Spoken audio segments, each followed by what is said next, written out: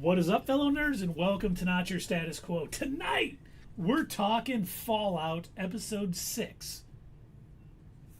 But before we get into all of that fun, Dave, Doug, how's it going, gentlemen? Well, Keith, I gotta tell you, I am fan-freaking-tastic. The first thing I want to say is happy birthday, Mom. Today's my mom's 80th birthday. So, happy birthday. I love you. And, well, we discovered this week that Fallout actually comes out on Tuesday nights. And I've been depriving myself one night of Fallout viewing. So, last night, just to punish myself, I watched it twice. So, and that was no punishment. I can't wait to talk about it. Doug, how are you doing tonight?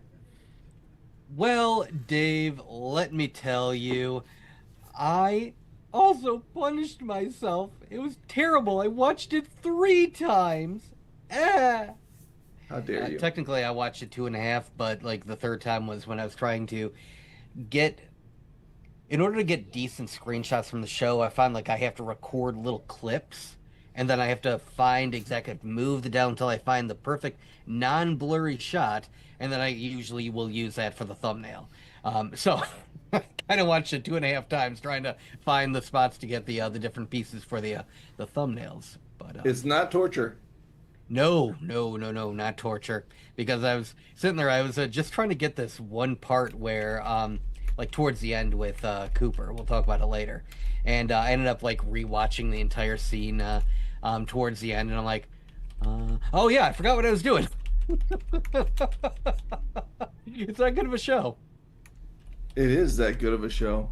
But Keith, speaking of things that are good, how are you doing? Well, gentlemen, just let me tell you, I'm tickled pink because things are rosy. Such a great day.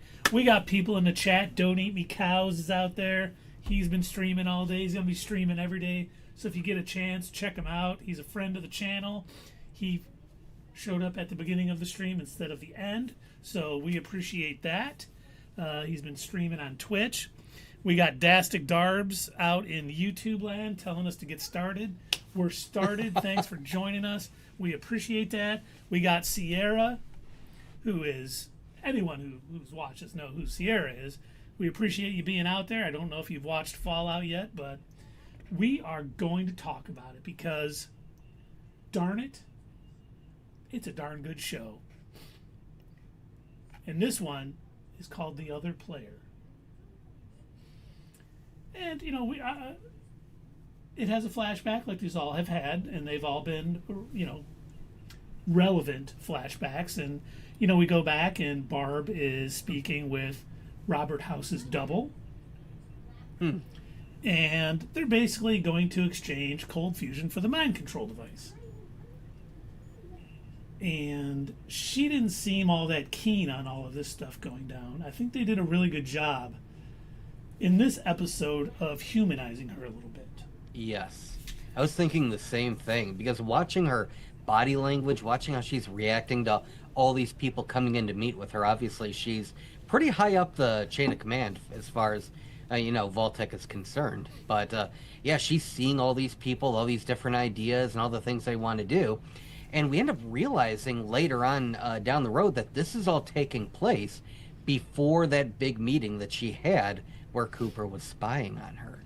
So, yeah, you hit the nail on the head. This is really serving to humanize her, because it's the first time we're kind of seeing things from her perspective directly, like watching, like, really what's going through her mind as she's making these horrific decisions, because she's got, like... she's sitting there watching them do this like PowerPoint presentation on how many is too many mushroom clouds in our advertisement for vaults. Should we? Well, the way it's really going to be is there's going to be a whole bunch of 5 millimeter nuclear clouds around LA, but we should do 2 big ones. And it's like, how are you guys selling the end of the world like that? Like, what kind of mindset do you have to be in? And like, you can tell she's at one point like looking at a photo of her family, like it's reminding her, this is who I'm doing this for.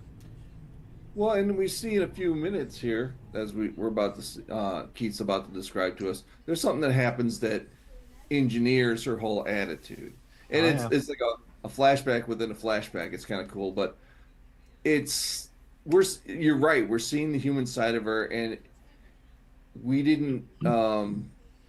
Cooper didn't see that side. He didn't know what was going on, No. and she's hiding stuff from him because she's you know she wants to do what's right for her family. For her family, yeah, that's what's most important for her. And I think she's more or less basically made the decision, I will sacrifice the entire world to save the people that I love.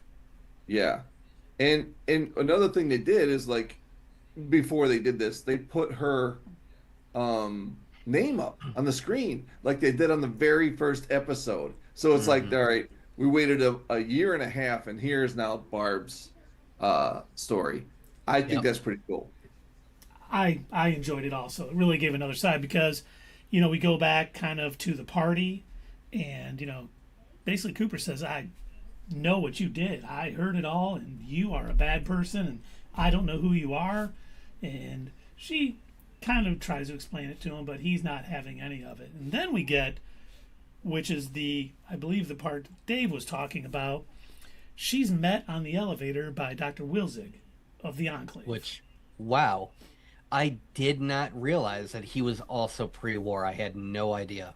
That one kind of took me by surprise. Me too. Especially, we had seen him in the first season. He's the one who got the cold fusion out of the Enclave and brought it out to the wild. So at some point, the Enclave gets this cold fusion or has already had it. We'll see. But I was like, okay, things are, and we get more from the Enclave later too, which I thought the other player may have been something else, but I do think they're kind of talking about the Enclave with this title. So too. Now, for those of you out there that are wondering what the hell are these nerds talking about, what is the Enclave? Again, that's just another one of the factions that exist within Fallout, and I think we briefly touched on them in our last breakdown review, but essentially they're the remnants of the U.S. government. They're not even really, they weren't necessarily even that high up. They were usually like cabinet members, a couple of congressmen and everything, but people who had ulterior motives to wanting to keep their seat of power in the government. And they were originally based on an offshore oil drill, which, I mean, I love the irony of that. That was where their original base of command was. But yeah, they've always been kind of a bad guy in the Fallout universe because every time they attempt to come to power, they're always doing so at the expense of the populace. Yeah, they're willing to sacrifice a bunch of people to get what they want, and I'm sure we will see that kind of play out a little bit as the show continues. Oh, yeah. We only got like 2 episodes left of this season, but we do know season 3 has already been confirmed and filming later this year, so it'll come out next year, which is good. But then we go back to kind of the present time of the show, and Lucy wakes up at Vault Tec, and she runs into a couple Legion guys who seem hunky-dory. She doesn't have to use that fire extinguisher on him like she thought she was going to have to do, and she kind of finds out Hank has been kidnapping wastelanders and turning them into his unwitting slaves, and they've got a whole little assembly line of tasks going on in this, I don't even know what kind of room to call it, but man, it was the Wizard of Oz. The Wizard of Oz in there, yeah. it really was, and man, just like she's making trail mix. And they're doing, it's just, oh, okay. But she obviously, and then after that scene, I mean, she walks in on Hank, and he has like a simulation of her apartment from Vault 33, which I was like, oh, master manipulator at work here. Can't wait to see how this all goes, because he sounds like he's agreeing with you and doing all that stuff, and we see it play out in this episode. He's like, yep, you got to arrest me. I was worried the wasteland had changed you. I'm glad to see it didn't. And yep, let's get these handcuffs on me. Let's go. Well, let's walk this way.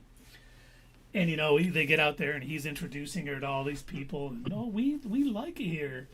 We're going to leave the doors open. If you want to leave, but can we stay here? Right. Do we have to? You certainly can. And then thank you. It's way better down here. 2 Caesar Legions guys come in who have not had it activated yet. And that's his... One was from Caesar's Legion. One was one of the guys that had her hooked up on the buff out.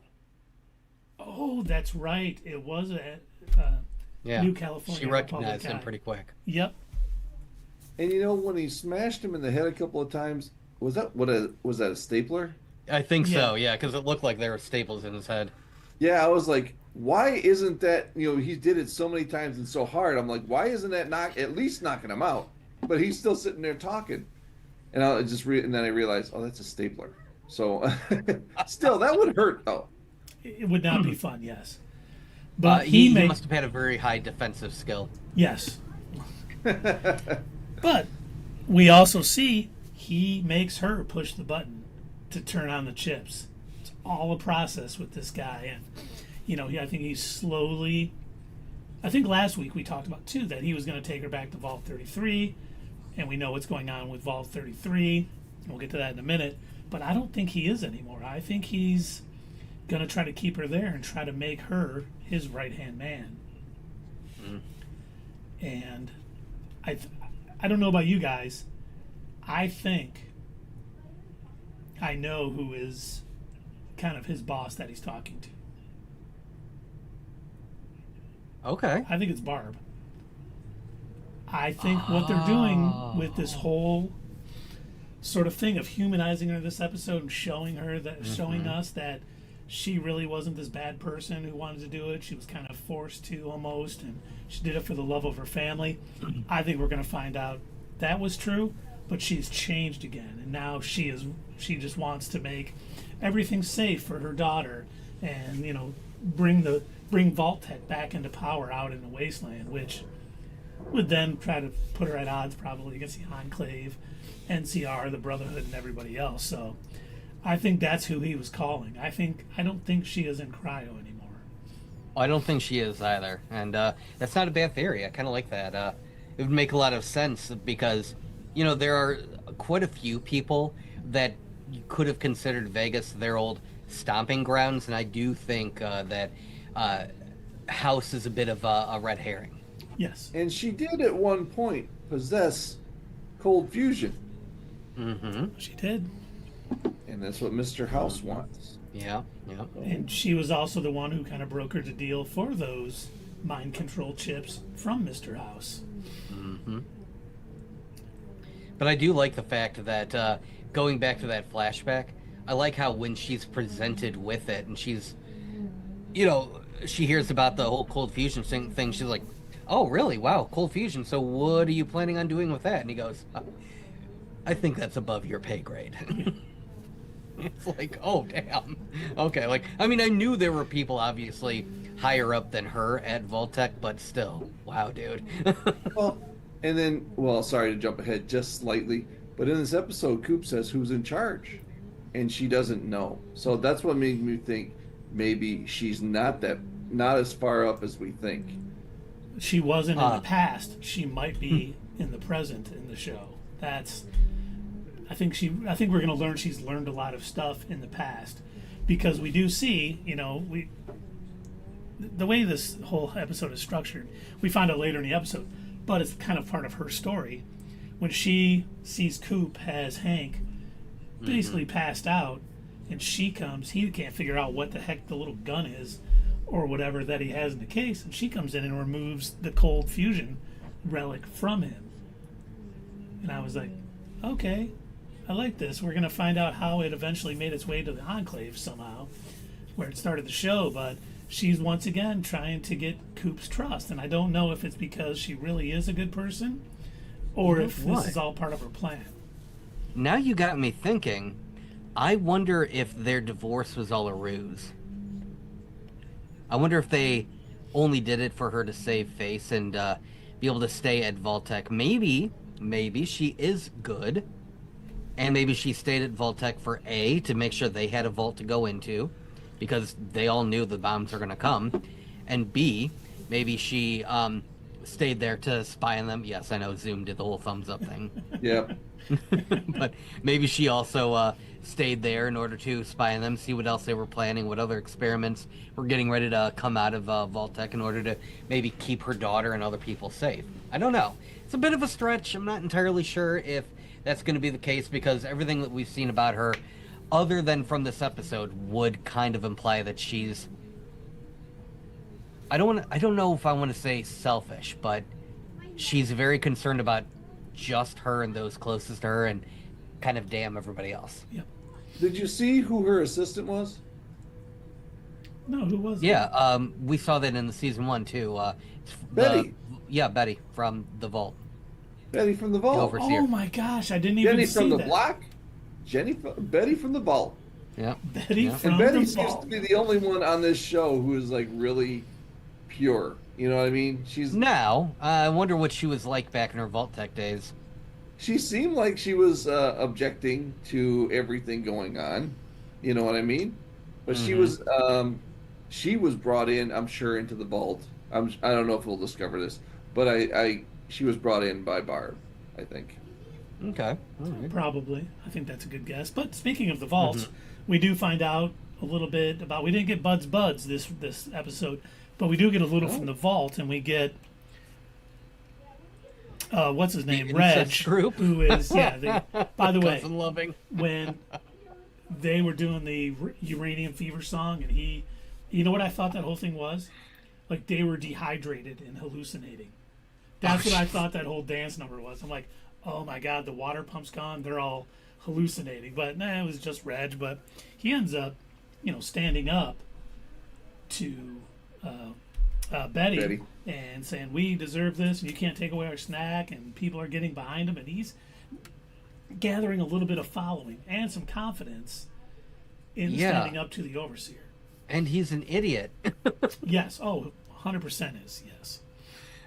And I say that because, as per usual, I had to get online and see what people were saying about this episode. And, oh my gosh, I cannot believe how many people were saying, good for Reg. Oh, yeah, he stood up against that overseer. And it's like, you understand why she was telling him they had to shut it down, though, right? Like, they don't have water. They made sure to let us know in the flashback that, A, Vault Tec knew the water chips were going to fail, and B, put them in there anyway. Yeah, and they picked which vaults would get the ones that fail. And 32 not failing. Somebody mentioned a theory, and I like it, so I wanted to bring it up here. The theory is that because we've been seeing so much about the FEV, the theory goes that Vault Tec purposely put one of the failing water chips into that vault because they wanted it to fail because FEV is mixed in the water. And they wanted it to slowly get into their system over time as they drank unfiltered water. So Something's wrong with them over in Vault 30. You're just not the same. They seem bigger and greener and dumber. Well, no, he said that on the show. Yeah. When he was defending his club, but that wasn't it. I was trying to think of the exact phrase. But yeah, he said they're all different over there without being mean about it, because none of them know how to be mean. It's funny when they go to talk to somebody and put them down, but they can't because they don't know how. Well, I and think then, that's hilarious. we see, it was funny because in Vault 32, I don't even know who the guy is, but he's like, Chad, have you seen Woody? He never came to play checkers today or whatever. And he's like, oh, Woody's missing? And he's like, oh, but it's okay. I never liked playing checkers anyway, but Right. Woody sure likes it, so I do it or whatever. How are you doing? Congratulations on your wedding. He's like, what? That entire conversation was a train wreck. It was, and it was great. The left guy. Yes, that guy. So, Woody has been disappeared. Cool. You've been playing chess with him. You don't like it, though. Okay. Also, I'm married? I love it. He said, "Can I tell you the truth?" Oh my God, yes. Please tell me the truth. I don't even like checkers. Ugh. Not what I was looking for. Right. And then we see Maximus and Thaddeus leaving the power armor behind because, of course, the Brotherhood can track it, so they can't use it. Not a thing in the games. Definitely not a thing in the games, yes.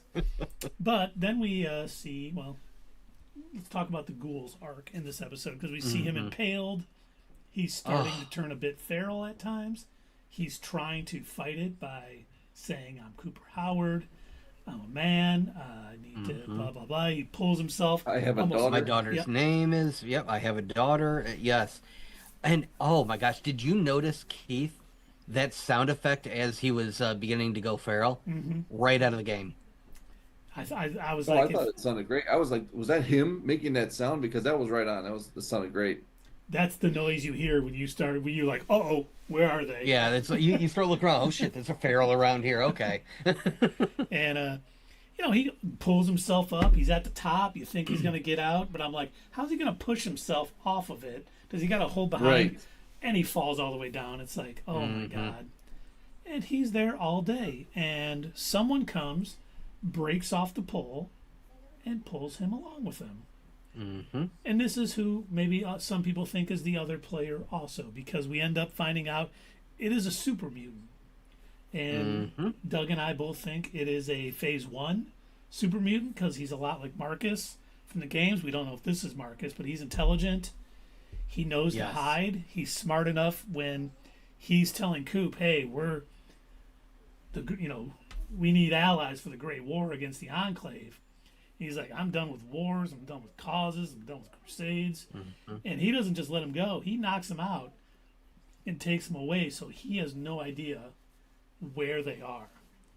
He won't be able to find them. This super mutant, voiced by Ron Perlman, by the way, so awesome casting choice. By the way, not to interrupt you, I thought it was Josh Brolin at first. Oh, did you? I did too. I did. They're very similar voices. Yeah. They do. Yeah, you're right. They do. But you can tell that he's clearly fed up with the way that he's being treated, and it is true.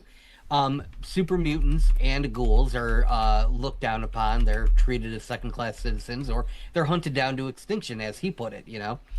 So it sounds a bit like he's trying to start a bit of a revolution, or just try to get equal rights for super mutants, for ghouls, and that's why he's proposing to Howard, like, hey, Cooper Howard, like, hey, you know what? You could use some friends. I could use some friends. It's time that we work together. We join hands and we, we fight these humans that they're the ones that did this to us anyway. Like, we didn't ask to be this way. They did this to us. And when Coop lets him know, like, hey, man, I'm just here. I'm looking for my family. I do this on my own. Yeah, you could tell he's like, all right, well, I'm sure if you change your mind, come find me, but I can't let you know where I'm at. And I love, too, when he was dragging him there, when you see the body bags, that anyone who plays Fallout knows, you have to loot those bad boys because there's ammo and everything else in them. Ammo, femur, skull, gore. Gore. Yeah. Ooh, a laser rifle. Sweet. And you think he left him alive because he is a ghoul. He's not a regular person. Also, to heal him, he stuck a piece of uranium into his pole hole. I don't know what else to call that. He must be feeling fantastic after that, by the way.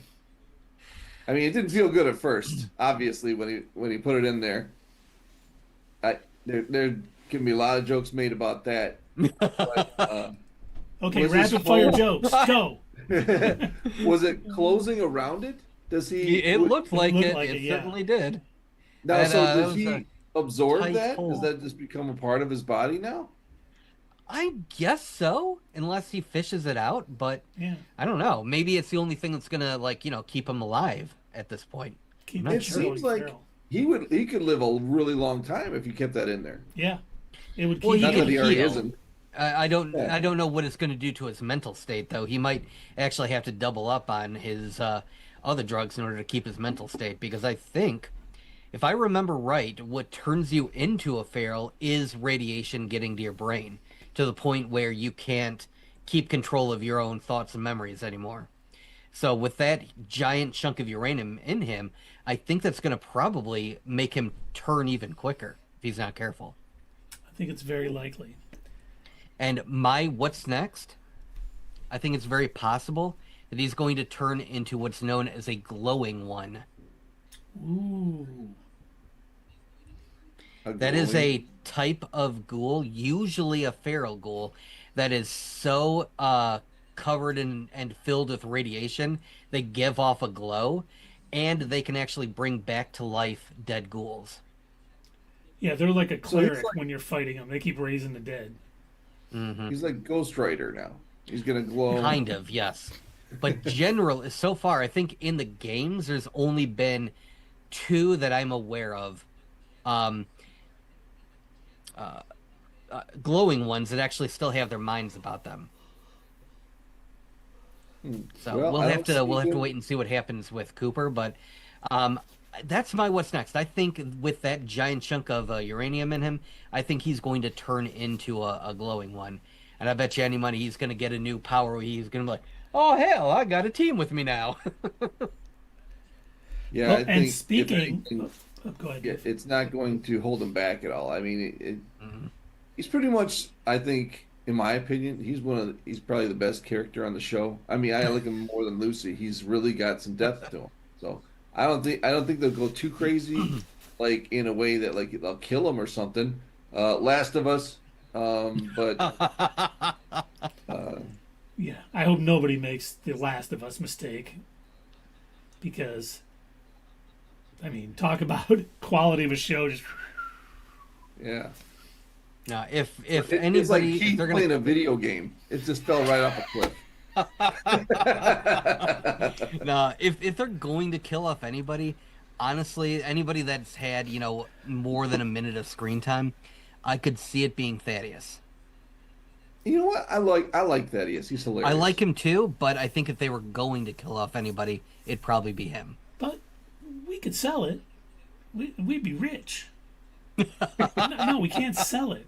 Yeah, Oh, but trade. I love Trade his with it? reasoning.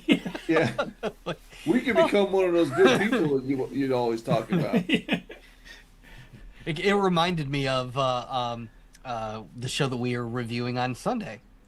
When he was, discussing himself, well, I could sell the horses and I could eat like a king for at least a year. That's the Thaddeus. I mean, we can just sell cold fusion and boy, we'd be rich and we'd be nice because as you know, you're only nice if you're rich. But to Like, finish oh, up this buddy. episode, Dogmeat ends up coming up on Maximus and Thaddeus and lead them to Cooper. Which I What was a like, good boy. I did not realize that's what he was doing. I, like Cooper, thought the dog meat was like just being a dog. Because back when Cooper was, still impaled on the pole, he's trying to like motion for Dogmeat. Oh, come here, man, I need my drugs. He's like, getting ready to turn feral. You got to get me my sash. You got to get me my bag. I need my drugs. And Dogmeat thinks, oh, I'll get your hat. But we come to find out that it wasn't Dogmeat misunderstanding. That was his way of saying, look, I'm going to go find somebody that can help you. Not only that, I'm taking your hat so they know who I'm coming to get you for. Mm-hmm. exactly. So I have a sense so I can find you later on. Hmm. Yeah. Smart dog. Good boy. That's the best boy. He is the best boy. Definitely.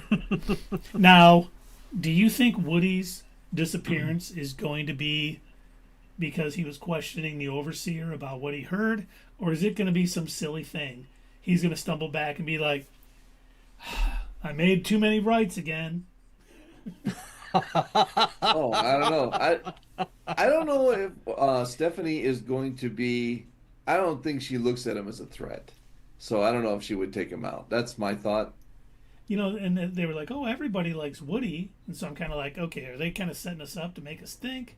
Or does, like Dave said, he's harmless. He's more worried about, I had to make 3 rights today instead of 3 lefts. I'm so confused. She'll probably, I don't think she would do anything to hurt him, but I do think with all the stuff that's going on in the vaults, Reg's sort of newfound confidence going against the overseer, the water issue, Vault 32 with Woody missing and Chet being engaged now to Steph, being married tomorrow. I mean, it's either rebellion, complete collapse of at least 33 in some way, or, just a revolt or something, some civil war in there. Because one of the things in the game, whenever you come on a vault, very rarely are they a bunch of people in there. They're usually all dead or things like that. Yeah. So I think this vault is heading there quickly. And it's all these little events. adding up that's going to cause it. And I love your theory too, that they've been putting, minor trace amounts of FEV in their water to see how it affects them, instead of a huge dose to turn them into whatever it's going to turn them into. They're slowly doing it over time, and that could, that would affect Lucy and Norm. And they knew the water chip was going to fail eventually, and I think that was the plan all along. And I think this goes back to the discussion that Steph and Betty were having before, when they're talking about, like, no, the experiment's over. We have to worry about surviving now. And Steph seemed against it. Like, I don't know. I think we're fine. You're on your own. Yep. So that leaves me with two possibilities for Woody, because I do think Steph will want him out of the way. I think he's either been put into one of the cryo chambers, or she's giving him FEV. Oh my God, I didn't even think of that. Where would he be? Would he be stuck in her? Maybe there's like a hidden lab or something. Or it could just or be maybe Vault she's 31. got him in Vault 31, yeah. Oh, that would be bad. Because I don't know. Or he's out making another Spider-Man movie, because he was in all the Spider-Man movies. Hey, Spider-Man! He was also in Shang-Chi. That's right. Yeah. I forgot about He was on the the bus, bus. right? Yep. Yeah. Yep, of course he was on the bus. I'm going back to New York. He's always traveling somehow on those shows. He definitely is. The thing, too, about Dogmeat bringing Maximus, Thaddeus to the Ghoul, too, or Cooper, this is kind of bringing those plot lines together.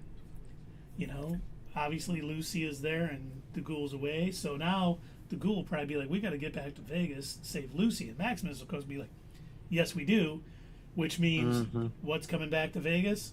The cold fusion relic. Bringing us full circle what we saw. I was like, oh, man, once again, just wonderful writing, seamlessly bringing these plot threads together. I'm just like, oh, man. And then, dropping the huge bombshell that, the Enclave were behind Vault Tec and, trying to get them to, say they're going to drop the bombs, when I think, I don't know if it was completely confirmed, but I think it was kind of confirmed that the Enclave were the ones that ended up firing the nukes that started the Great War. I think so too. It makes a lot of sense. I mean, video games are all fiction. It's not like, the United States would ever be the bad guy around. So, yeah, obviously the Enclave were the ones that, did this. And I love it when I'm shocked. And when he was on that elevator, that was like my favorite moment from the episode, because I was like, oh, nice. We haven't seen him from like episode 3 of season 1. Mm-hmm. I'm like, wait a I think it was episode Well, 1. that depends. Do you count seeing his head as seeing him? No. Right. No, you're right. I think he died in episode 1. Yeah, so And, I love callbacks like that. Yeah, me too. And that's why I do think whoever Hank was talking to on that phone call in episode 1 of season 2 is someone we already know. It's not going to be a surprise, and that's why I really think it might be Barb.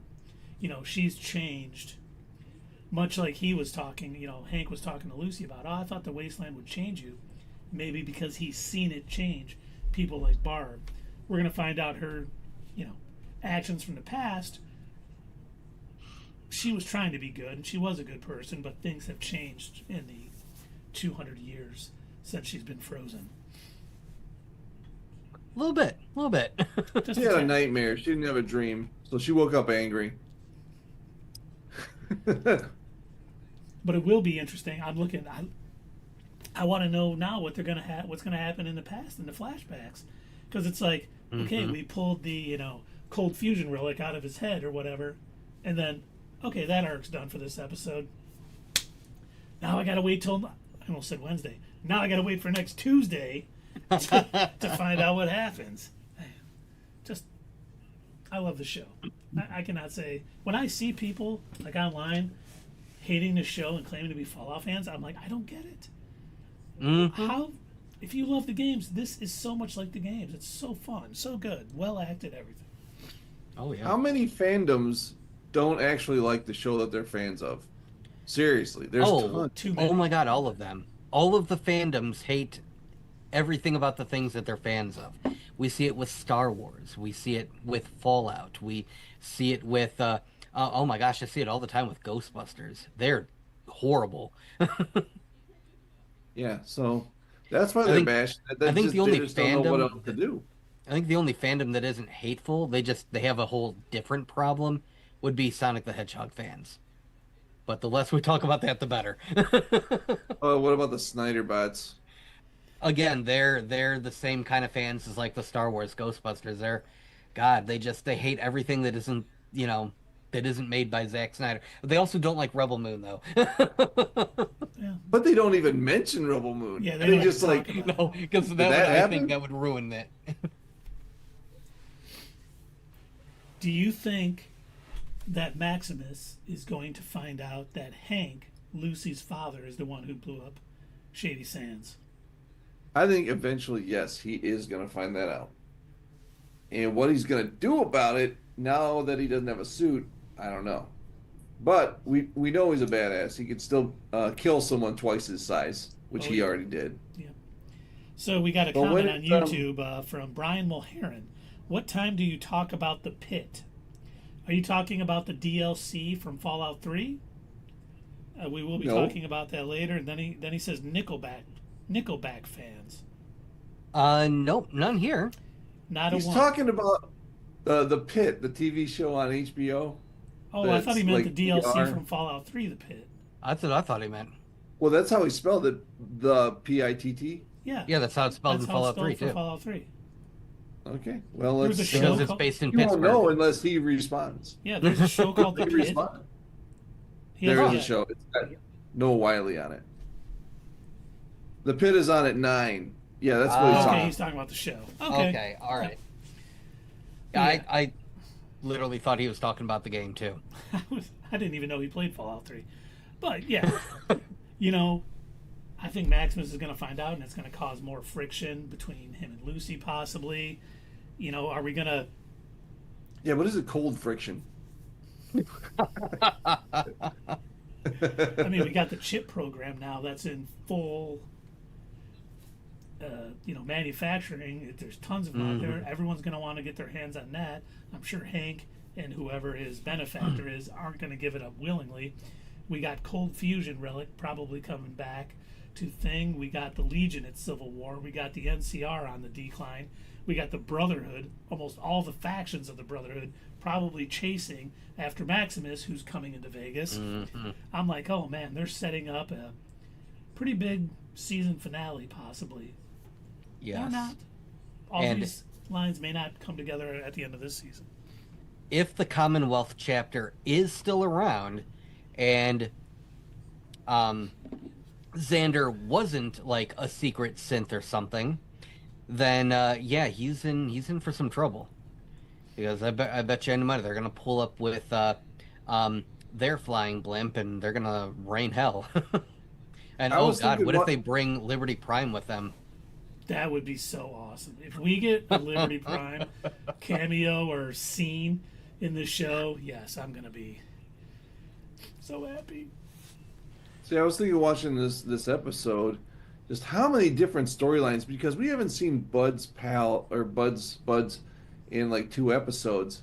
And it's like, how many different storylines do they have? They're never going to come No, didn't together we see by him the end. last episode? We did, yeah. It ended on with last episode? what's his name getting Oh, strangled. with him getting choked. Yep. Yeah. I thought it was 2 episodes ago. But regardless, they're never going to wrap this up in 2 episodes. I feel like the show could go on for like 10 seasons. They got so much going on. I'd be okay with that. As long I as it would kept too. up to be this good, yes, 100%. I could go on 10 seasons. Because I've kind of changed my Deathclaw theory a little bit. Oh, all right. Now that we're finding out the Enclave is still out there, still doing things, I think they might be the ones kind of controlling the Deathclaws. They might be having them out scouting for them. That's why they were in New Vegas, to see what was going on there. And I think, Cooper may figure out, because of that flashback from the Alaskan War Mm-hmm. and seeing it, he may start putting the pieces together and figure out, oh, the Enclave has been working with Deathclaw since before the Great War. And I think those pieces may be put in place here relatively soon. But it all depends on how much the Enclave wants to show their hand this early. I don't think they will unless the relic brings them out of hiding. When he was on that pole and you heard all that gargling, is that what you thought it was? I thought it was a Deathclaw. No, I knew that No, was no. him. You knew that was him? Yeah. So like what Keith and I said, that's the same sound that they make in the games when you hear a feral ghoul. No, and I'm not talking about the ghoul. I'm talking about when he was on the pole and Uh-huh. the creature came up to him, Oh, and no. it turns out that the mutant guy. Super mutant. I thought that was a Oh. Deathclaw coming up to him Oh, to pull him off the okay. pole. I see. When they first That something hadn't came crossed up, my mind, but I did think it was a Deathclaw too. Hmm. Just because it was night and we had seen him roaming the city before. I hadn't even thought of that. Yeah, no, I could see why, because they would have been right on the other side of that gate. Yeah. Yeah, it was the growl that I was like, all right, now, and Mhm. if this thing is like gonna help him, or is it gonna? Because I knew he's gonna live. It's Walton Goggins, Mhm. but how's he gonna get out of this situation? And it turned out that it was a mutant. Ron, what'd you call him? Ron, Pearl Mutant. Yeah. Yeah. It turns out it was him, so he was safe. But that's what I thought at first. Yeah, I did too. And it was nice to see the Yeah. super mutants finally kind of come into play in this. Because you run them Finally. into a lot. They're not all intelligent. Mhm. They're not all phase one super mutants. A lot of them are just like, me kill you. And you have to blast them. So Because Zorpians, Yeah, yes. they bomb themselves back. Yeah, yes. Basically Medieval. that. Yes. But Gazorpians can still breed. Super mutants cannot. Ah. Yeah, they've Okay. got no nothing going on down there. And I do Really? I do kind of like what's happening with Maximus too. Maximus he's grown quite a bit in these 1.5 seasons we've seen, and it's almost like he's almost going to take on a hero mantle coming up, because I know as soon as he finds out that Cooper knows where Lucy is, he's going to want to find her. And I love the fact that Coop, Maximus, and Thaddeus are all going to be together, because the first thing I thought of, Coop is going to be the one who says, that guy's no ghoul. Yes, He I'm is- waiting for that too. He's going to be the one who It's- points out that this guy is something that Nah, is not he's a ghoul. mutant or something. Yeah. Yep. Probably going to Because be a if you Centaur. remember, there was a scene from one of the trailers that shows them interacting, and one of the things that Thaddeus says to him is, "Yep, you and me, we're two peas in a pod. I'm just like you, and I'm just I still got my nose. That's the hardest thing is waiting for the old nose to fall off, and I bet it's going to be at that point. He's going to look at him and be like, "You dumbass, you're not a ghoul." Yeah, I don't think Cooper's going to like Thaddeus too much. No, He's just too goofy. you don't know when to stop talking, do you? Well, he put up with a lot from Lucy. True, yeah. Okie dokie. Now, I was just thinking of something. Oh, With all of the talk of the Enclave from this episode, what if the Enclave is Hank's benefactor, not Barb? Because we knew they worked with Vault Tec. He had access to the Vault Tec building in the past. Hank may have been working for them, and we may see them. yeah. We might see some Enclave soldiers or a bunker or tech, and I think they might be the ones behind Hank's chip program now. And I they're can see that. Definitely the third party that Mr. House was talking about last episode. Hank very much to me seems like a true believer in this entire cause. He is all in. Like, I guarantee if he heard that Vault Tec was going to be the ones to launch the bombs, he'd be like, yeah, can I press the button? Yeah, probably. We do have some And I- chat out on YouTube with Okay. Brian Mulheron. I believe he's rabble rousing. Discussion topic: is Caleb Williams a hedge QB? So a hedge QB is like a hedge knight, I assume. No Oh, loyalty okay. to a land. And Dave Kinches 7677 says no, he good, and he says he appears to be. Now we can look Okay. at quarterback ratings after this, but let's not get into that now. Make sure you look at the QBR and not the other rating scale, which is a little bit off. But yeah, I wonder if we're going to see the Enclave kind of slowly leaking into the end of this season and maybe being the big villain of season 3. You know, because we I know could the see super that. mutants are going to go to war with them. Oh, what if the whole Brotherhood of Steel thing is also just a big mislead? What if they're gonna trick us and be like, oh boy, the Commonwealth is coming, you're in for it now. Their blimp's gonna fly in, someone from the Enclave is gonna be like, what Brotherhood? That would be nasty. And that would Again, be the Enclave are the bad guys, okay? Yes, I am they not are. rooting for that to happen. It just would be very much in line with something they would do. Yeah. Oh, yeah. They The, would have the no entire problem with plot of Fallout 3, sorry, spoilers for a 20-year-old game, but the entire plot of Fallout 3 is the Enclave is trying to poison the water. That's like their whole thing. It's like, why are you poisoning the water? Our president told us to. Your president? Yeah, he's a computer. Cool. Cool, guys. that. Good. Well, I don't know about you guys. That is all of the theories and what nexuses that I have. Do you guys have anything? No, I think I'm plumb out. No, I think we're good. Well, cool. Should we rate this episode? Let's do it. I'm ready. Do it. This show, it blows my mind. I love, like what we were saying earlier about finally, all right, now we're going to show us this story from Barb's point of view, and then they put her name up on the screen, and I assume that from now on she's going to have a bigger part in the show. And the way they're telling the story is they had to establish all this other stuff first, so that you developed a preconceived notion of what Barb was like before she made those statements. And now we know why she made those statements, because she was threatened in the elevator by Dr. Salaji or whatever his name is. Wilzig. Okay. And clearly Wilzig was, he didn't want to say that either. He was being controlled, or he had to do it, or else they were going to take him out and his family. So we got to find out who's given those orders, right?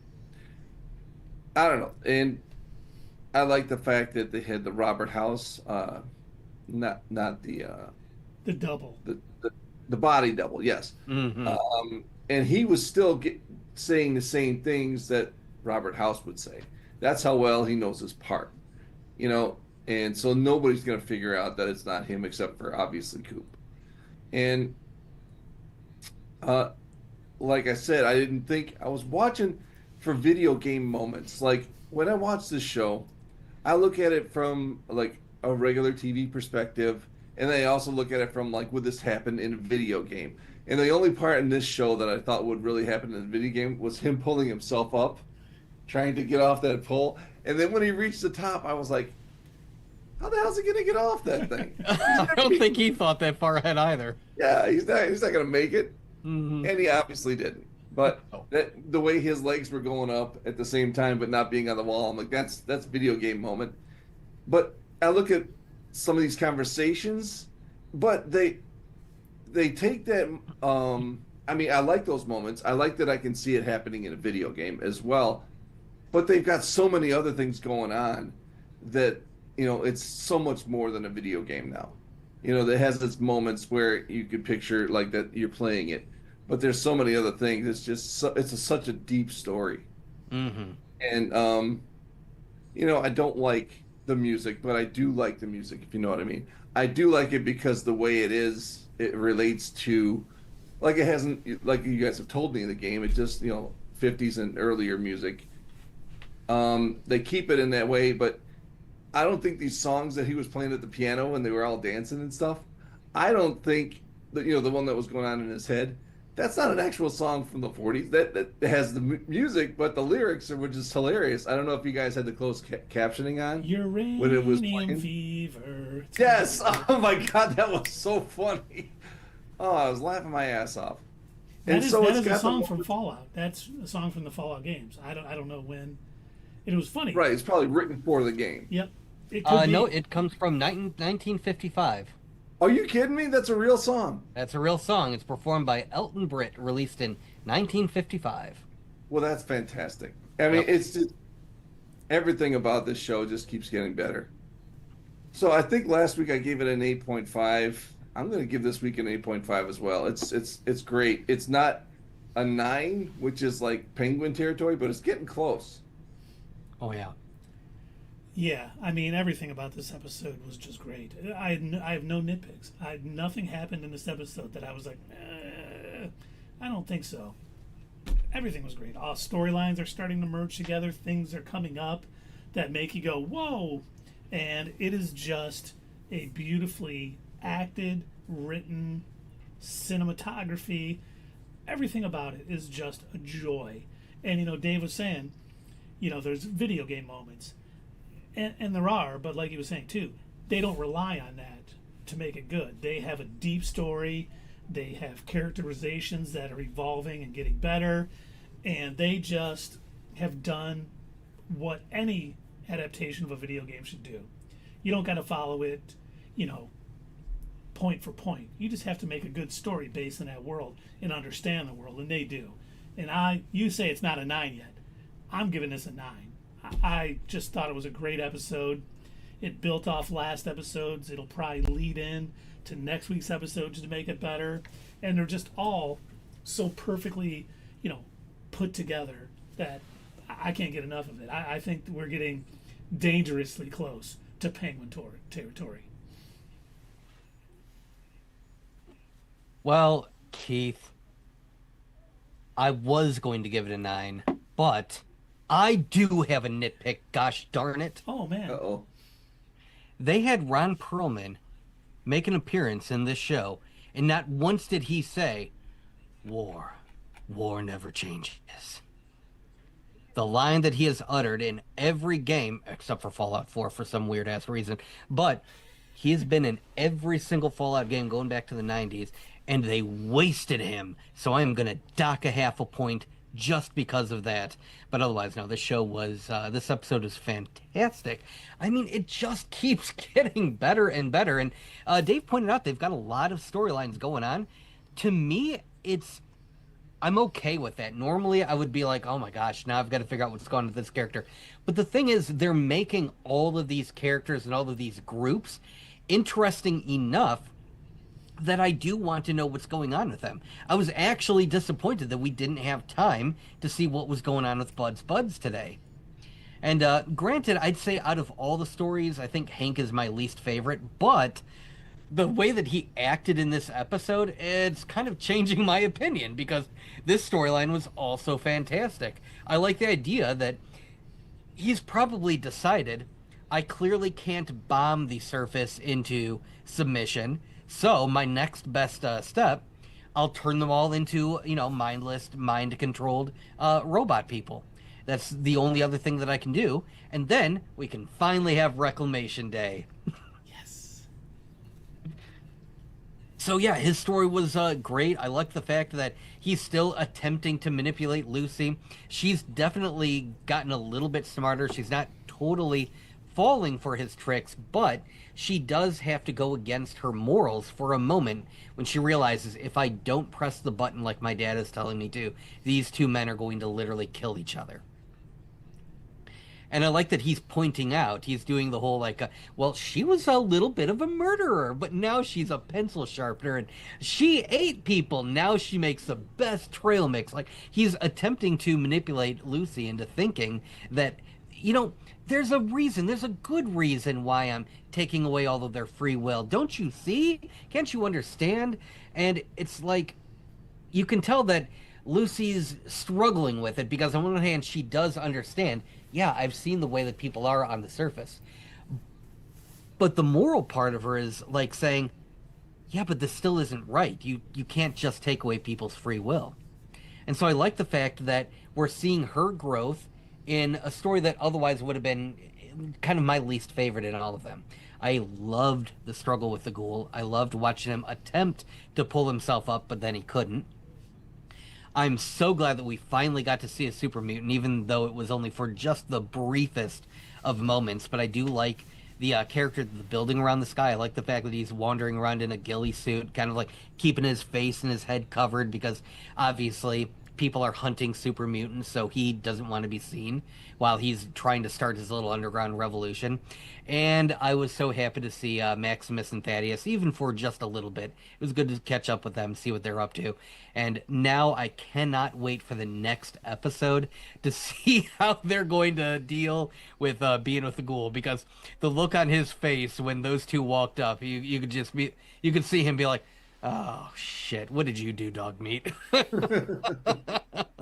So I got to give this an 8.5 out of 10. I was going to give it a 9, but they messed up by not letting Ron Perlman say that iconic line. So 8.5 tentatively until he says it. I was gonna say, if he says it next episode, does it? I will raise back up to a 9. Excellent. Okay, good to hear. Yes, this is a tentative 8.5. Excellent. Now, you got everyone out in the chat. If you want to give us your score on a scale from 1 to 10, the Doug scale, 5 being average, please let us know. But we got more to talk about. And I think the first thing we should talk about is a certain trailer that dropped today for Maul Shadow Lord. Ooh. Should we maybe watch it together with I the think chat we should. with our fellow nerds? I think that's a great idea. Yeah, I was unlucky enough not to be able to see it before we went on, so... Well, good. This will be nice. You'll give us your immediate reaction. Yeah. Excellent.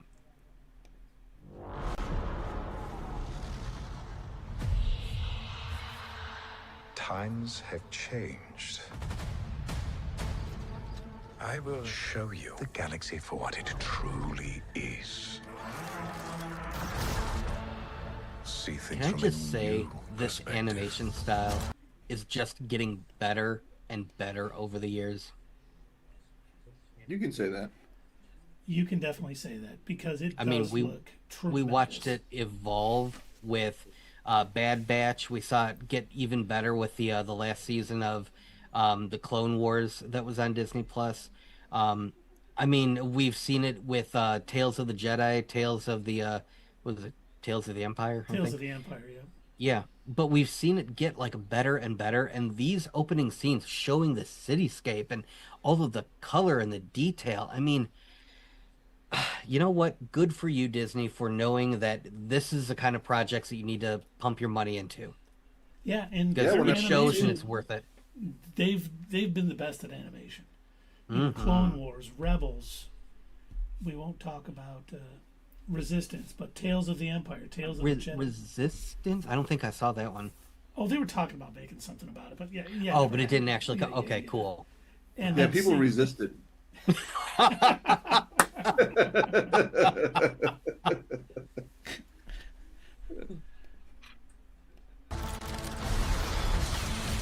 Is this what our future holds? Always running.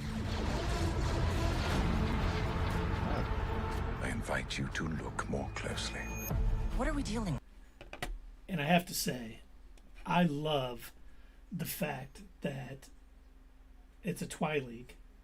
Is that going to turn into Darth Talon, former Jedi, who we heard her say, "I'm sick of always being on the run now"? And him, "You need to open your eyes." And it's a lot like what he was telling to Ezra. I think we are getting an apprentice for Maul. And I think it's going to be Darth Talon, who, for those of you who care, she was going to be Darth Maul's apprentice in the sequel trilogy that Lucas had wrote. Not what we ended up getting, of course. But I think they're trying to, which we know Lucasfilm likes to do, bring stuff that was Legends back into canon. And I think we are getting Maul and Talon in this series. And I cannot wait. And I hope I'm right. Same. good question. And I offer you an opportunity.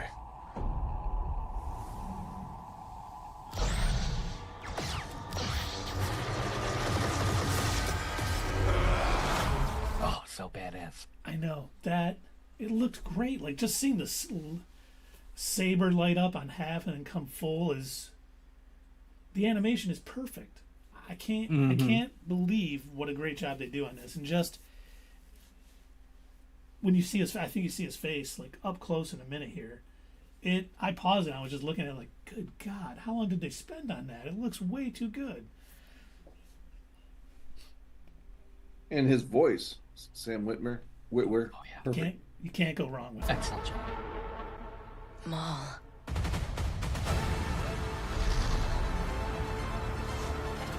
We have all been made to suffer. We survive, but do not live. Once again, we have all been made to suffer. That is him bringing his new apprentice around to his way of thinking. And, please, I cannot wait for this. My only thing that I would say that I wouldn't be, I guess that I wouldn't like about it, like I do want to see Darth Talon, but I kind of don't want him to give her the title of Darth because I think that would almost give his character a step back. The fact that in Rebels we kind of see him give up the whole mantle of the Sith, and I think he even tells Ezra at one point, he goes, "No, I'm not a Sith." Mm-hmm. You're right. And I think it's like he finally has accepted he's a dark side user without being one of the Sith. And He's a Skywalker. He's a No.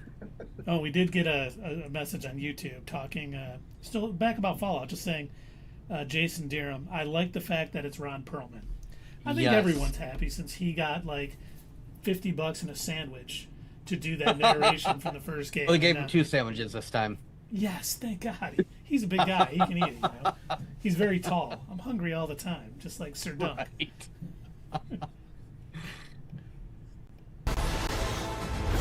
The Emperor wants you dead. Now, we got to talk about that. We saw the Inquisitor from the Ahsoka Tales of the Jedi.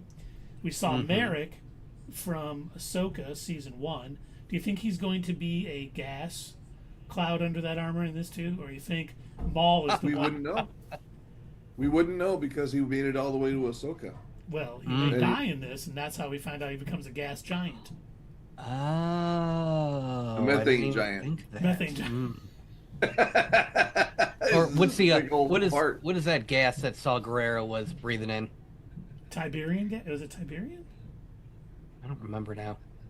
It's Then he had 10% heroin. and then he had like what is his name, Will or whatever, breathed it in. Good young one, yes, that's what you need. Oh. That is a great. Oh, we need channel points changed. No, we do not. But I like too. The Emperor. I can't remember who said it there, but the Emperor wants to see you dead. I think it was Merrick. He's sending Inquisitors after him.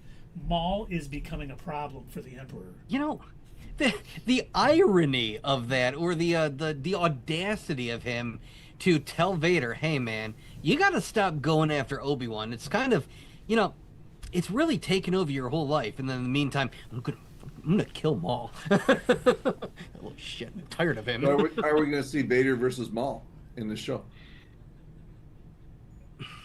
I don't know. I honestly don't know. I don't know if they ever really interact. I hope we do.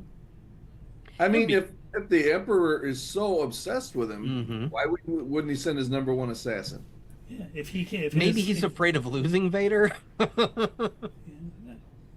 But if his Inquisitors aren't able to stop him, he may have to send, much like he sent Vader in Rebels against them. You know, we may have to see it. So that's a good call. That would be awesome. Would be. I mean, obviously we would know that it would have to come to a stalemate. Like, there's no way either of them could actually win. But it would be an epic fight, for Oh sure. yeah, 100%. Chains can be broken. Hang on! And empires can be shattered. I love that. Empires can be shattered. You know, he's really just a. I can't remember the name of his race. Dathomirian? Dathomirian scorned. And Yeah. I think we've learned you don't want a Dathomirian scorned because he's cut in half, comes back, and he's just getting up in all of your plans. So I bet He's a rebel at heart. yeah. I bet if the Emperor could go back, he would make sure he was dead. Who just flew down that pit after that guy I cut in half? That's probably nobody. What are those guys doing up there? They've really got to add some railings to these pits.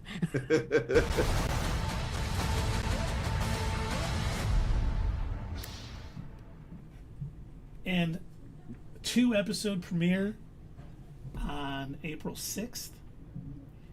And 2 episodes every week with the finale coming out May the 4th. Nice. Oh, Nice. Very cool. those are Mondays, right? They are Mondays, yes. So are we going to stream on Tuesdays? I don't see why not. I think that would be a great idea. Yeah, and it's great because we'll get all these episodes of Maul Shadow Lord, and then we get the Mandalorian Grogu at the end of May.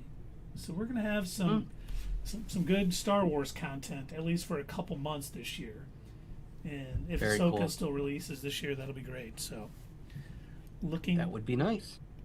so Dave, first time seeing it, what did you think? You're looking for my hype level. No, what do you think? Is your first time seeing it? Did it look good?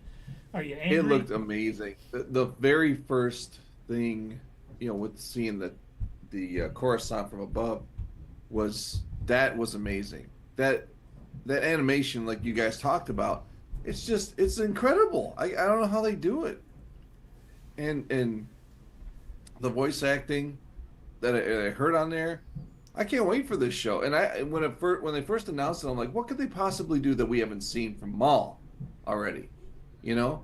And it looks like they got some good story to tell. I can't wait. I'm excited. And your hype level, sir? My hype level's at about a 9. I love it. Now, I just wanted Jason Deerham had another quote here on YouTube talking about the tree scene from Night of the Seven Kingdoms. He said George R.R. Martin said it was actually the actor defecating for real. I don't know. You're kidding me. I don't know if he says don't know if George was joking or not though. I hope he was joking. But I would hope so too. that's I mean, could you project it like that? I mean, did he have the runs? Was he had the Hershey squirts? And What's like, going what on? would make the director be like, "Oh, he's shitting on our set. Quick, get the camera turned on." Right. you're running I off don't to the know. bathroom. Before you do so, could we just try something? Right. Go It's this behind that idea. tree. Yeah. No way, man. I don't believe it. I don't either. Now, Doug, what is your hype level for this now? After seeing the Oh, first I'm- trailer. I'm at a straight up 10 for this. I can't wait. This looks amazing. Like I said, the animation looks incredible. I'm always down for a Maul story, so yeah. I've kind of wanted to see this, and I also do hope. I know that I sounded negative about it. I do hope we get Darth Talon in this. I'd love to see an origin story, especially because, like you pointed out, I like the fact that that's kind of what they do. They'll pick and choose things that Disney has said, no, this is Legends, it's not canon. They'll be like, actually, you know what? It is now. I've decided. This is canon now. I don't want Maul to give her the title of Darth. I think that would take his character a step back. But if he just calls her, your name is Talon now, you can be my apprentice, I'm so down for that. I want to see that. Yeah, I'm with you. Total 10. I was when they announced it, I was kind of like, okay, that could be good. it's what Lucasfilm does best. Their animated series. That is their, And now that we have said that, just like what has happened with like everything else, we're like, it's going to be like, oh well, okay, their animation is good. There was a good while DC's animation that we had constantly praised. We're like, oh man, here we go, and then it's like, oh, there was a good straight 3 or 4 years where their animation was kind of garbage. but picked back up with Creature Commandos. Yes, it did. Hopefully, so we good for keep that. going down that track. Hopefully, Marvel Yes. can figure out the animation stuff too. Marvel is hit or miss with it. I am surprised that I enjoy Your Friendly Neighborhood Spider-Man, but yeah, a lot of their other stuff not always great. I mean, X-Men '97, fantastic. Yes, X-Men '97 Friendly was Neighborhood good. Spider-Man was good, but then you got Marvel Zombies, which was, I might have been the only one that watched it. I don't recommend watching it. It wasn't good.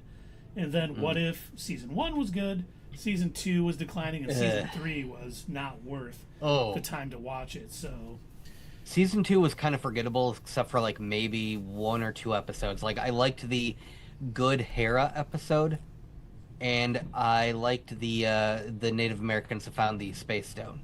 I thought those episodes are good, but that was pretty much the only thing I liked about season 2.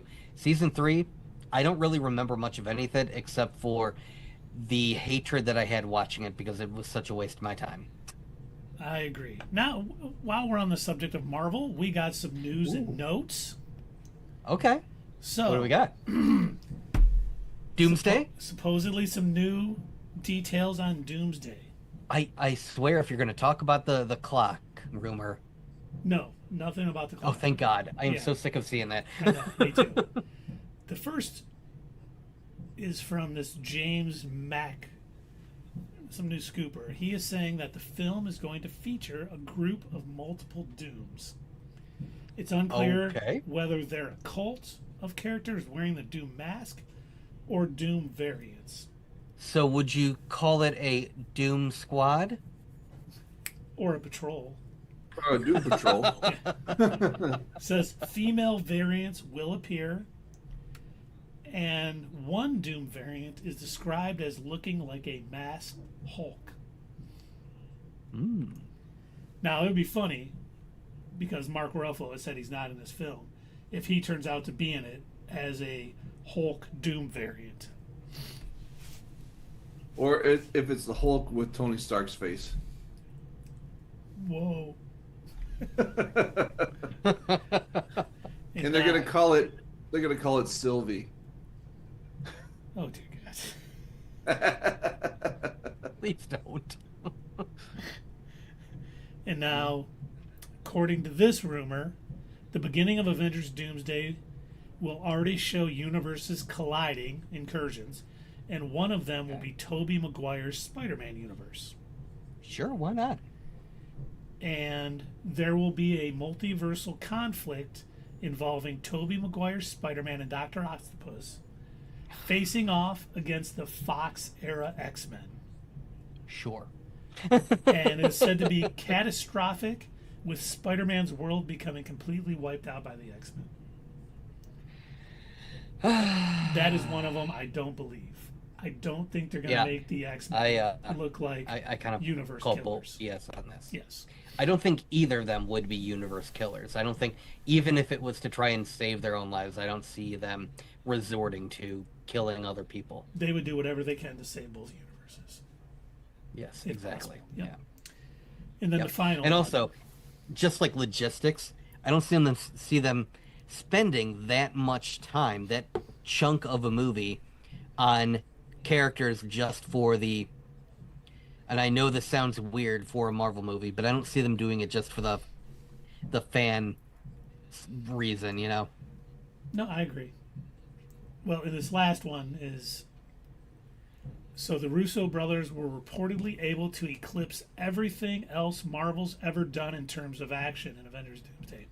The opening scene is said to shoot you like a cannon out of the gate, and the massive action doesn't let up. The film isn't even finished. They're doing reshoots. They're doing all this stuff. I read this stuff, and I'm like, people are just pulling stuff out of their butts. The Russos don't just make all action movies. There's always character moments and things building up to it, and so you get understanding of why things are happening. This isn't going to be just all out fan service action. You know, Tobey Maguire's Spider-Man fighting Hugh Jackman's Wolverine or something crazy like that. I read this stuff and I'm getting more and more jaded a little bit like Doug. I just want to see a trailer now. I'm sick of hearing these things. We'll continue talking about them because it's fun to talk about. But to add on to your point, has anybody here seen the movie Endgame? Yes. Yeah. How did that open? It opened with all out action. It was crazy. We saw the main villain of the film, Hawkeye's kid, putting ketchup on a hot dog. Yeah, he was the main villain. You don't put ketchup on a hot dog. You just don't. You don't. That Don't kid But ain't chili right. and onions, come on. He was and mustard. raised wrong, man. That's right. Now, But we have... This is off Doomsday now. This is off something. It's coming out so soon we can taste it. We're getting 8 episodes Wonder Man. on Tuesday. Yes! We have all of the episode names for Wonder Man. all right. Episode 1 is Matinee. Maybe that's when young Simon Williams sees the Wonder Man movie. 2 is Self-Tape. 3 is Pack-A-Moni. 4 is Doorman, with all of the rumors that Doorman from the Great Lakes Avengers is making an appearance. Sounds like that may have been confirmed. 5 is Found Footage. 6 is Callback. 7 is Kathy Friedman. I don't know any character from Marvel Comics named Kathy Friedman, so I'm guessing we'll figure that out in the show. And episode 8 is Yucca Valley. I like how many of these names have something to do with like the movie making or TV making process. Yeah, callbacks, found footage, all that good stuff. So I So do know you think we're all he's- looking very forward to this because we're all huge Wonder Man fans, and it's going to be probably the best Disney Plus Marvel show. So you think he's investigating Trevor Slattery? Is that what you're saying to me? I don't. I think Trevor Slattery is working with Department of Damage Control, and they want him to get close to Simon Williams because they think he has powers and he's not admitting it. But I think Trevor is going to become a fan of Simon and not turn him in. So I think he's originally working kind of to out Simon, but he doesn't. So it's like always good. It's like a Seth Rogen movie. At the beginning of the movie, they're friends, then they're not friends, and then at the end of the movie, they're friends again. So, or the show. Well, it's always good to restate your predictions. So keep everybody in line. Keep you in line out there, folks. We're watching you, fellow nerds. Stay in line. Watching. Okay, now I'm ending on some downer notes a little bit. Oh no. The first one is about Star Wars. Okay. Daisy Ridley has her known first new trilogy. No, that's not the downer. Actually, oh. Daisy Ridley's Rey Skywalker will reportedly have a major role. This is the really bad part in Simon Kinberg's Star Wars trilogy. However, the focus will be on new leads. So Okay. Simon Kinberg And I still hate to has say a it. Star Wars trilogy. I hate to say it. I don't hate her. I think she's a good actress. I just don't like the Rey character. Sorry. You don't have to be That's sorry. just me. She wasn't the most fleshed out character. She was. She came in being too powerful without seeing any training or any. They had some issues with the trilogy. It definitely was not Daisy Ridley's fault. And if they can make her character better in this, and make Rey a more beloved hero, I'm all for it. I'm more worried about who's making the trilogy. I can't think of anything he's done that I've enjoyed. And he's got 3 of them. He's got 3 of them. Wow. For now, until they decide to bring JJ back. Now, I was going to say, on the silver Maybe. lining, at least they got the same person doing all 3 movies, so hopefully it'll make some sense. It won't be what the sequel trilogy Or was. now. But yeah, Doug may be right.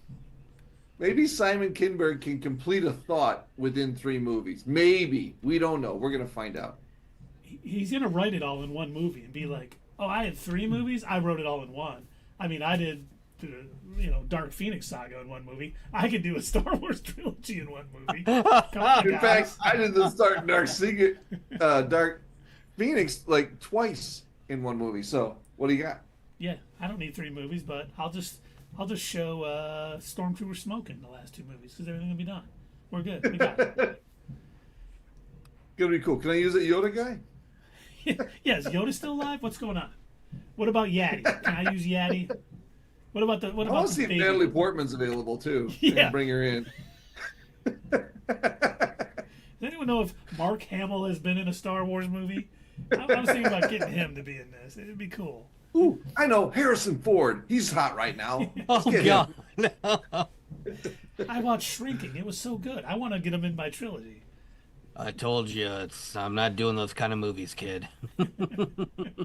Did you guys see that interview with Harrison Ford? And they said, back in 1989, Tim Burton was thinking about putting Harrison Ford in as Batman. Oh God, could you imagine? And the way Harrison Ford reacted, he goes like, "No, oh, I could have had a career." Oh no! Oh God!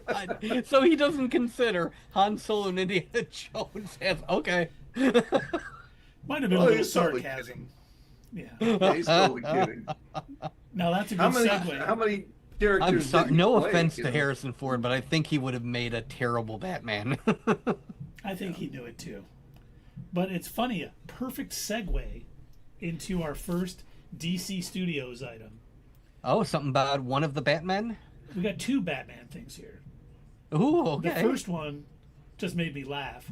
I guess Chris Pratt sent an image of him with the Batman mask on to James Gunn, and James Gunn just laughed and said, "No chance." So Chris Pratt will not be the Batman in Batman the Brave and the Bold. No way. Oh, no He would way. fit. Wow. So Would not fit.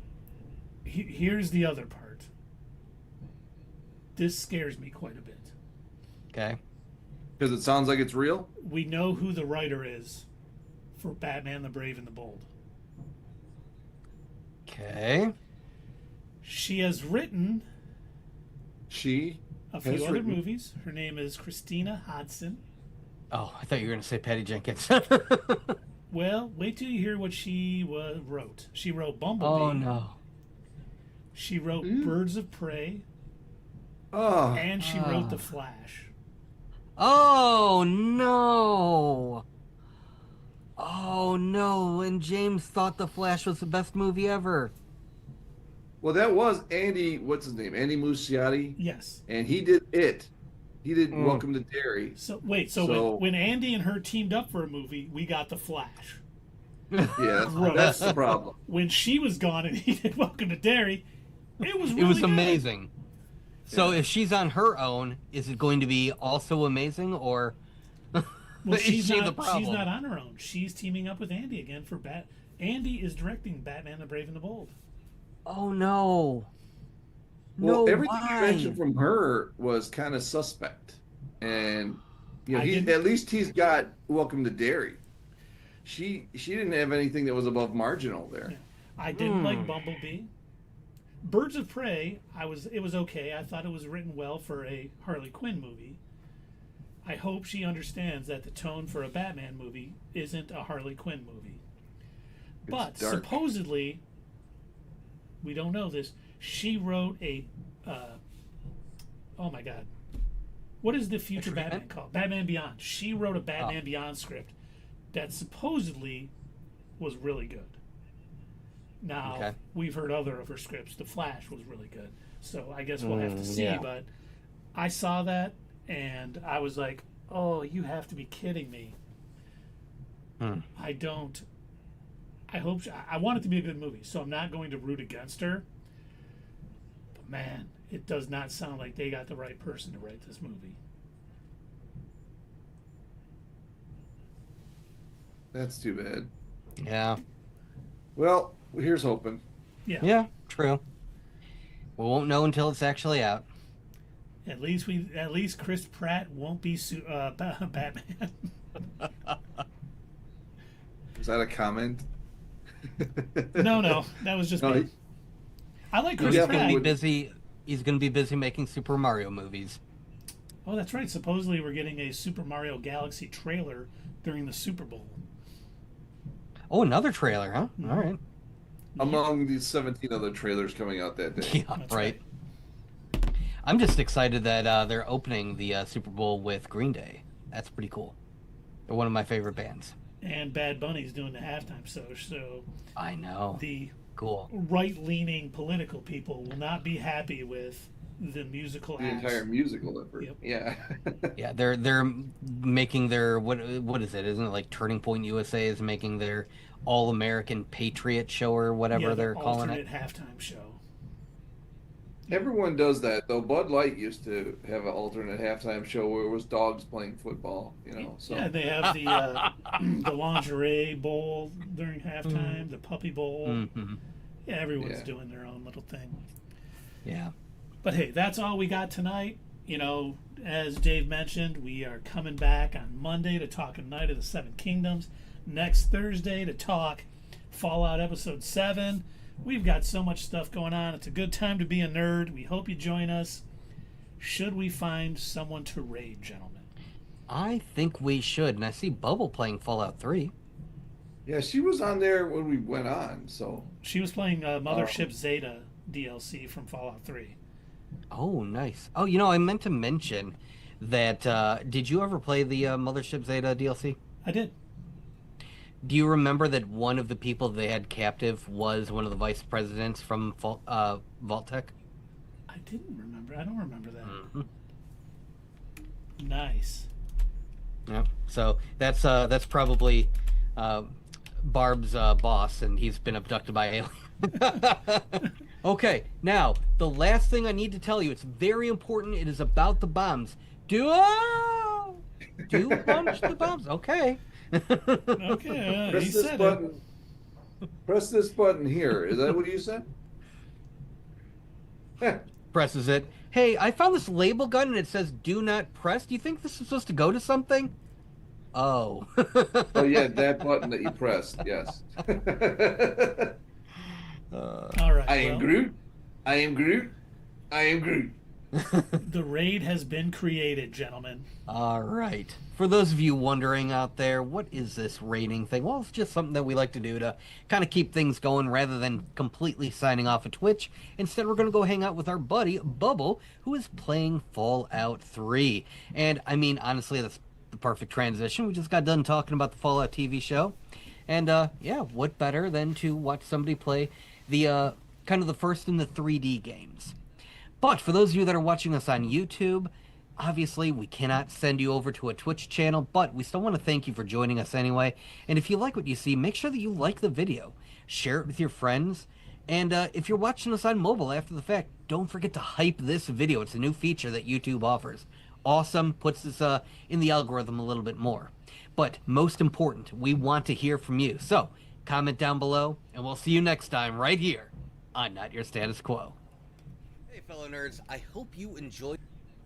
If you want to see more of this stuff, make sure that you check out our Twitch stream. We try to do these live Sunday or Monday nights, 8 p.m. Eastern Time. Keep an eye on our social media to find out when you can join in live and chat with us during these live streams. Also, as usual, don't forget to check out our other social media.